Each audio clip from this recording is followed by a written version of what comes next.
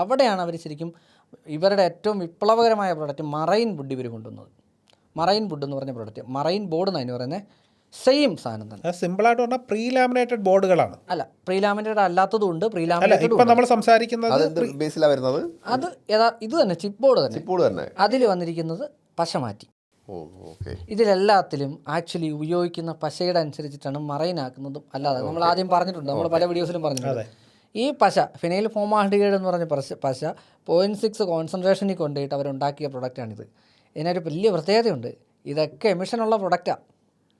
അതായത് ബോർഡുകൾ ഏതും എടുത്തോ, എല്ലാ ബോർഡുകളും E1 E2 എമിഷനുള്ള ബോർഡുകളായിരിക്കും.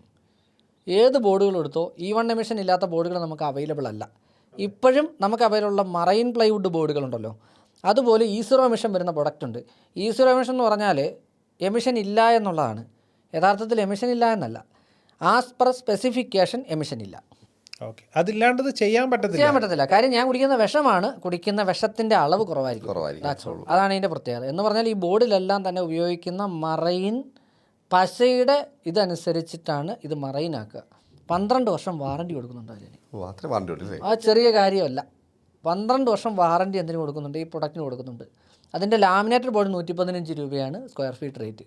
ലാമിനേറ്റഡ് അല്ലാത്ത ബോർഡിന് 90 രൂപ 92 രൂപ മറ്റേ വിലയുള്ളൂ. ഏതോ റോ ബോർഡ് മറൈൻ ബോർഡാണ്. അവരുടെ പരസ്യം അതിനകത്ത് ഭയങ്കര ഇൻട്രസ്റ്റിംഗാണ്. 2 പേര് ഇത് തലേ ചുമന്നുകൊണ്ട് മഴയത്തൂടെ പോകുന്നു. എനിക്ക് ഭയങ്കര ഇൻട്രസ്റ്റിംഗ് ആയിട്ടുള്ള പരസ്യമായിട്ട് തോന്നി. കാര്യം അതിലും വലിയ അപ്പീലില്ല. മഴയത്ത് തല വെച്ചിട്ട് 2 പേര് പോവാണ് ഇതൊന്നും പിടിച്ച് നടന്നുകൊണ്ട്. പക്ഷേ മറൈൻ ബോർഡ് നമ്മൾ ഈ പറഞ്ഞ പോലെ ഇതിൻ്റെ താഴ്വശത്തൊക്കെ യൂസ് ചെയ്യാൻ പറ്റുന്ന ബോർഡാണ്. ലാമിനേറ്റ് വരും. പക്ഷേ അത് ലാമിനേറ്റഡ് ബോർഡ് പറഞ്ഞല്ലോ, അത് പേപ്പറാണ്, നോർമലുള്ള പൈക്ക ലാമിനേറ്റ്.